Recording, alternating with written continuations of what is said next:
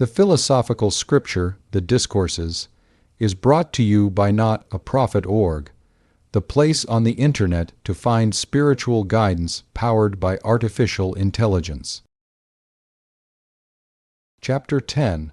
Against those who eagerly seek preferment at Rome. If we applied ourselves as busily to our own work as the old men at Rome do to those matters about which they are employed, perhaps we also might accomplish something. I am acquainted with a man older than myself who is now superintendent of corn at Rome, and remember the time when he came here on his way back from exile, and what he said as he related the events of his former life, and how he declared that with respect to the future after his return, he would look after nothing else than passing the rest of his life in quiet and tranquility. For how little of life, he said, remains for me. I replied, you will not do it, but as soon as you smell Rome, you will forget all that you have said, and if admission is allowed even into the imperial palace, you will gladly thrust yourself in and thank God. If you find me, Epictetus, he answered, setting even 1 foot within the palace, think what you please. Well, what then did he do? Before he entered the city he was met by letters from Caesar, and as soon as he received them he forgot all, and ever after has added one piece of business to another. I wish that I were now by his side to remind him of what he said when he was passing this way, and to tell him how much better a seer I am than he is. Well then, do I say that man is an animal made for doing nothing? Certainly not. But why are we not active? For example, as to myself, as soon as day comes, in a few words I remind myself of what I must read over to my pupils. Then forthwith I say to myself, but what is it to me how a certain person shall read? The first thing for me is to sleep. And indeed what resemblance is there between what other persons do and what we do? If you observe what they do, you will understand. And what else do they do all day long than make up accounts, inquire among themselves, give and take advice about some small quantity of grain, a bit of land, and such kind of profits? Is it then the same thing to receive a petition and to read in it, I entreat you to permit me to export a small quantity of corn, and one to this effect, I entreat you to learn from Chrysippus what is the administration of the world, and what place in it the rational animal holds. Consider also who you are, and what is the nature of your good and bad. Are these things like the other? Do they require equal care, and is it equally base to neglect these and those? Well then, are we the only persons who are lazy and love sleep? No, but much rather you young men are. For we old men, when we see young men amusing themselves, are eager to play with them, and if I saw you active and zealous, much more should I be eager myself to join you in your serious pursuits. Chapter 11. Of Natural Affection. When he was visited by one of the magistrates, Epictetus inquired of him about several particulars, and asked if he had children and a wife. The man replied that he had, and Epictetus inquired further how he felt under the circumstances. Miserable, the man said. Then Epictetus asked, in what respect? For men do not marry and beget children in order to be wretched, but rather to be happy. But I, the man replied, am so wretched about my children that lately, when my little daughter was sick and was supposed to be in danger, I could not endure to stay with her, but I left home till a person sent me news that she had recovered. Well then, said Epictetus, do you think that you acted right? I acted naturally. The man replied, but convince me of this, that you acted naturally, and I will convince you that everything which takes place according to nature takes place rightly. This is the case, said the man, with all, or at least most fathers. I do not deny that, but the matter about which we are inquiring is whether such behavior is right. For in respect to this matter we must say that tumors also come for the good of the body, because they do come, and generally we must say that to do wrong is natural, because nearly all or at least most of us do wrong. Do you show me then how your behavior is natural? I cannot, he said, but do you rather show me how it is not according to nature and is not rightly done. Well, said Epictetus, if we were inquiring about white and black, what criterion should we employ for distinguishing between them? The sight, he said. And if about hot and cold and hard and soft, what criterion? The touch.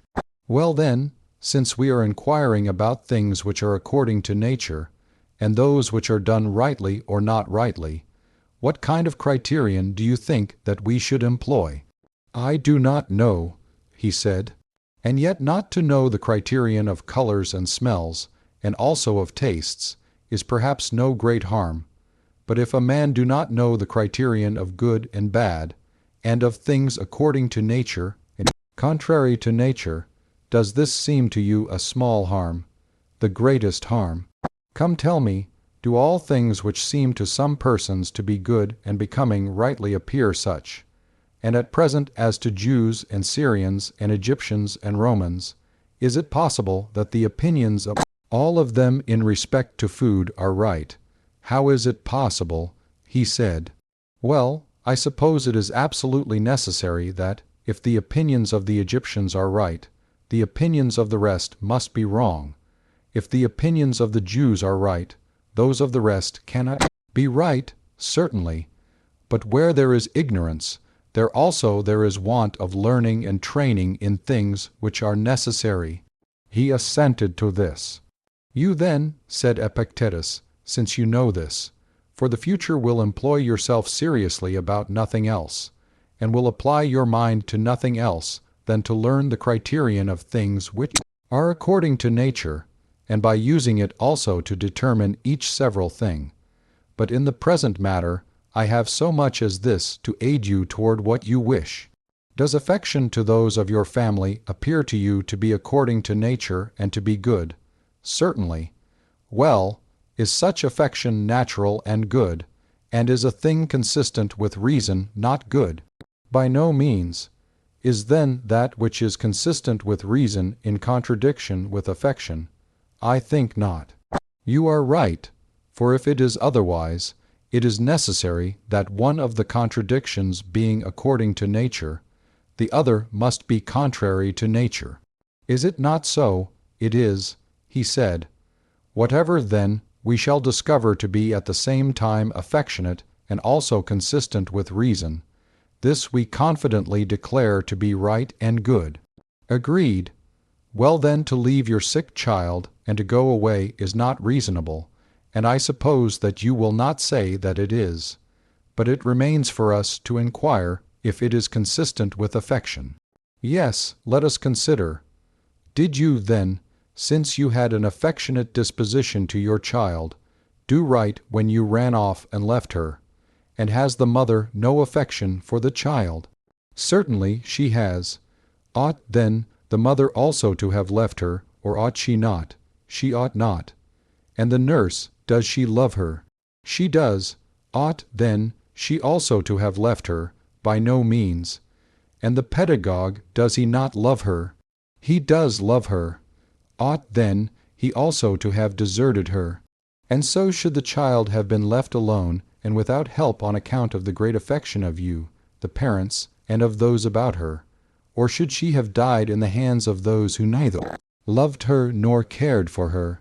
Certainly not.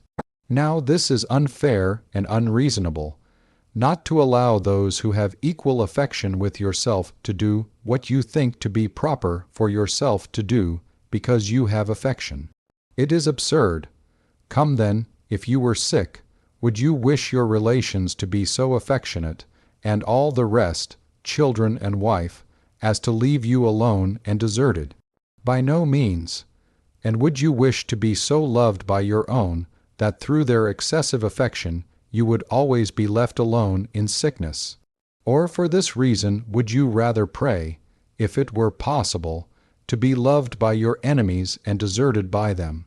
But if this is so, it results that your behavior was not at all an affectionate act. Well then, was it nothing which moved you and induced you to desert your child? And how is that possible? But it might be something of the kind which moved a man at Rome to wrap up his head while a horse was running which he favored. and when contrary to expectation the horse won, he required sponges to recover from his fainting fit. What then is the thing which moved? The exact discussion of this does not belong to the present occasion perhaps, but it is enough to be convinced of this, if what the philosophers say is true, that we must not look for it anywhere without, but in all cases it is one and the same thing which is the cause of our doing or not doing something, of saying or not saying something, of being elated or depressed, of avoiding anything or pursuing, the very thing which is now the cause to me and to you of coming to me and sitting and hearing, and to me of saying what I do say. And what is this? Is it any other than our will to do so? No other. But if we had willed otherwise, what else should we have been doing than that which we willed to do? This, then, was the cause of Achilles' lamentation, not the death of Patroclus. For another man does not behave thus on the death of his companion, but it was because he chose to do so. And to you this was the very cause of your then running away, that you chose to do so. And on the other side, if you should stay with her, the reason will be the same. And now you are going to Rome because you choose. And if you should change your mind, you will not go thither. And in a word, neither death nor exile nor pain nor anything of the kind is the cause of our doing anything or not doing, but our own opinions and our wills. Do I convince you of this or not? You do convince me. Such, then, as the causes are in each case, such also are the effects. When, then, we are doing anything not rightly, from this day we shall impute it to nothing else than to the will from which we have done it, and it is that which we shall endeavor to take away and to extirpate more than the tumors and abscesses out of the body. And in like manner we shall give the same account of the cause of the things which we do right, and we shall no longer allege as causes of any evil to us, either slave or neighbor, or wife, or children, being persuaded that, if we do not think things to be what we do think them to be, we do not the acts which follow from such opinions. And as to thinking or not thinking, that is in our power and not in externals. It is so, he said. From this day, then, we shall inquire into and examine nothing else, what its quality is, or its state, neither land, nor slaves, nor horses, nor dogs, nothing else than opinions. I hope so. You see, then, that you must become a scholasticus, an animal whom all ridicule, if you really intend to make an examination of your own opinions, and that this is not the work of 1 hour or day. You know yourself, chapter 12, of contentment. With respect to gods, there are some who say that a divine being does not exist. Others say that it exists, but is inactive and careless, and takes no forethought about anything. A third class say that such a being exists and exercises forethought, but only about great things and heavenly things, and about nothing on the earth. A fourth class say that a divine being exercises forethought both about things on the earth and heavenly things, but in a general way only, and not about things severally. There is a fifth class to whom Ulysses and Socrates belong, who say, I move not without thy knowledge. Before all other things, then, it is necessary to inquire about each of these opinions, whether it is affirmed truly or not truly. For if there are no gods, how is it our proper end to follow them? And if they exist, but take no care of anything, in this case also how will it be right to follow them? But if indeed they do exist and look after things, still, if there is nothing communicated from them to men, nor in fact to myself, how even so is it right? The wise and good man, then, after considering all these things, submits his own mind to him who administers the whole, as good citizens do to the law of the state. He who is receiving instruction ought to come to the instructed with this intention: how shall I follow the gods in all things? How shall I be contented with the divine administration? And how can I become free? For he is free to whom everything happens according to his will, and whom no man can hinder. What, then, is freedom madness? Certainly not, for madness and freedom do not consist. But, you say, I would have everything result just as I like, and in whatever way I like. You are mad, you are beside yourself. Do you not know that freedom is a noble and valuable thing? But for me inconsiderately to wish for things to happen as I inconsiderately like, this appears to be not only not noble, but even most base. For how do we proceed in the matter of writing? Do I wish to write the name of Dion as I choose? No, but I am taught to choose to write it as it ought to be written. And how with respect to music? In same manner, and what universally in every art or science, just the same. If it were not so, it would be of no value to know anything, if knowledge were adapted to every man's whim. Is it, then, in this alone, in this which is the greatest and the chief thing, I mean freedom, that I am permitted to will inconsiderately? By no means, but to be instructed is this, to learn to wish that everything may happen as it does. And how do things happen? As the disposer has disposed them. And he has appointed summer and winter, and abundance and scarcity, and virtue and vice, and all such opposites, the harmony of the whole, and to each of us he has given a body, and parts of the body, and possessions, and companions. Remembering, then, this disposition of things we ought to go to be instructed. Not that we may change the constitution of things, for we have not the power to do it, nor is it better that we should have the power, but in order that, as the things around us are what they are, and by nature exist, we may maintain our minds in harmony with them things which happen. For can we escape from men, and how is it possible? And if we associate with them, can we chance them, who give us the power? What then remains, or what method is discovered of holding commerce with them? Is there such a method by which they shall do what seems fit to them, and we not the less shall be in a mood which is conformable to nature? But you are unwilling to endure and are discontented. And if you are alone, you call it solitude, and if you are with men, you call them knaves and robbers, and you find fault with your own parents and children, and brothers and neighbors. But you ought when you are alone to call this condition by the name of tranquility and freedom, and to think yourself like to the gods, and when you are with many, you ought not to call it crowd, nor trouble, nor uneasiness, but festival and assembly, and so accept all contentedly. What, then, is the punishment of those who do not accept? It is to be what they are. Is any person dissatisfied with being alone? Let him be alone. Is a man dissatisfied with his parents? Let him be a bad son, and lament. Is he dissatisfied with his children? Let him be a bad father. Cast him into prison. What prison? Where he is already, for he is there against his will, and where a man is against his will, there he is in prison. So Socrates was not in prison, for he was there willingly. Must my leg then be lamed? Wretch, do you then on account of one poor leg find fault with the world? Will you not willingly surrender it for the whole? Will you not withdraw from it? Will you not gladly part with it to him who gave it?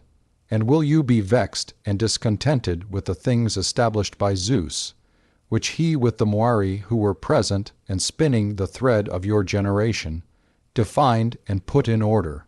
Know you not how small a part you are compared with the whole? I mean with respect to the body, for as to intelligence you are not inferior to the gods nor less, for the magnitude of intelligence is not measured by length nor yet by height, but by thoughts. Will you not, then, choose to place your good in that in which you are equal to the gods? Wretch, that I am to have such a father and mother! What, then, was it permitted to you to come forth, and to select, and to say, let such a man at this moment unite with such a woman that I may be produced? It was not permitted, but it was a necessity for your parents to exist first, and then for you to be begotten. Of what kind of parents? Of such as they were. Well then, since they are such as they are, is there no remedy given to you?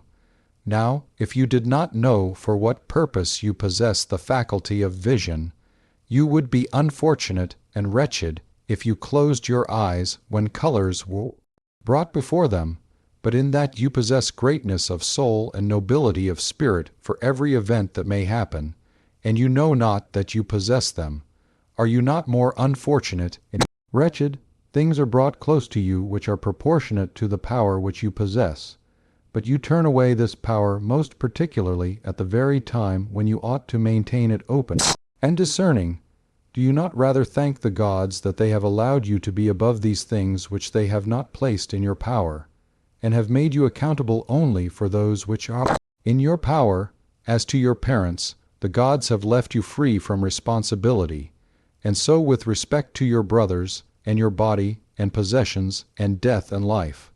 For what, then, have they made you responsible? For that which alone is in your power, the proper use of appearances.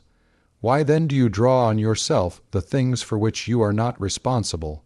It is, indeed, a giving of trouble to yourself. Chapter 13. How everything may be done acceptably to the gods. When someone asked, How may a man eat acceptably to the gods? He answered, If he can eat justly and contentedly, and with equanimity, and temperately and orderly, will it not be also acceptably to the gods? But when you have asked for warm water, and the slave has not heard, or if he did hear has brought only tepid water, or he is not even found to be in the house, then not to be vexed or to burst with passion, is not this acceptable to the gods? How then shall a man endure such persons as this slave? Slave yourself, will you not bear with your own brother, who has Zeus for his progenitor, and is like a son from the same seeds, and of the same descent from above? But if you have been put in any such higher place, will you immediately make yourself a tyrant? Will you not remember who you are, and whom you rule, that they are kinsmen, that they are brethren by nature, that they are the offspring of Zeus, but I have purchased them, and they have not purchased me? Do you see in what direction you are looking, that it is toward the earth, toward the pit, that it is toward the wretched laws of dead men, but toward the laws of the gods you are not looking? Chapter 14. That the deity oversees all things. When a person asked him how a man could be convinced that all his actions are under the inspection of God, he answered, Do you not think that all things are united in one? I do. The person replied, Well, do you not think that earthly things have a natural agreement and union with heavenly things? I do. And how else so regularly as if by God's command, when he bids the plants to flower, do they flower? When he bids them to send forth shoots, do they shoot? When he bids them to produce fruit, how else do they produce fruit? When he bids the fruit to ripen, does it ripen? When again he bids them to cast down the fruits, how else do they cast them down? And when to shed the leaves, do they shed the leaves? And when he bids them to fold themselves up, and to remain quiet and rest, how else do they remain quiet and rest? And how else at the growth and the wane of the moon, and at the approach and recession of the sun, are so great an alteration and change to the contrary seen in earthly things? But are plants and our bodies so bound up and united with the whole, and are not our souls much more? And our souls so bound up and in contact with God as parts of him and portions of him? And does not God perceive every motion of these parts as being his own motion connate with himself? Now are you able to think of the divine administration, and about all things divine, and at the same time also about human affairs, and to be moved by 10,000 things at the same time in your senses and in your understanding, and to assent to some, and to dissent from others, and again, as to some things to suspend your judgment? And do you retain in your soul so many impressions from so many and various things, and being moved by them, do you fall upon notions similar to those first impressed? And do you retain numerous arts and memories of 10,000 things? And is not God able to oversee all things, and to be present with all, and to receive from all a certain communication? And is the sun able to illuminate so large a part of the all, and to leave so little not illuminated, that part only which is occupied by the earth's shadow? and he who made the sun itself and makes it go round, being a small part of himself, compared with the whole, cannot he perceive all things? But I cannot. The man may reply, comprehend all these things at once. But who tells you that you have equal power with Zeus? Nevertheless, he has placed by every man a guardian, every man's demon, to whom he has committed the care of the man, a guardian who never sleeps, is never deceived. For to what better and more careful guardian could he have entrusted each of us, when then you have shut the doors and made darkness within? Remember never to say that you are alone, for you are not, but God is within, and your demon is within, and what need have they of light to see what you are doing? To this God you ought to swear an oath, just as the soldiers do to Caesar. But they who are hired for pay swear to regard the safety of Caesar before all things, and you who have received so many and such great favors, will you not swear, or when you have sworn, will you not abide by your oath? And what shall you swear? Never to be disobedient, never to make any charges, never to find fault with anything that he has given, and never unwillingly to do or to suffer anything that is necessary. Is this oath like the soldiers' oath? The soldiers swear not to prefer any man to Caesar. In this oath men swear to honor themselves before all. Chapter 15. What philosophy promises. When a man was consulting him how he should persuade his brother to cease being angry with him, Epictetus replied, philosophy does not propose to secure for a man any external thing. If it did, philosophy would be allowing something which is not within its province. For as the carpenter's material is wood, and that of the statuary is copper, so the matter of the art of living is each man's life. What then is my brother's? That again belongs to his own art, but with respect to yours, it is one of the external things, like a piece of land, like health, like reputation. But philosophy promises none of these. In every circumstance I will maintain, she says, the governing part conformable to nature.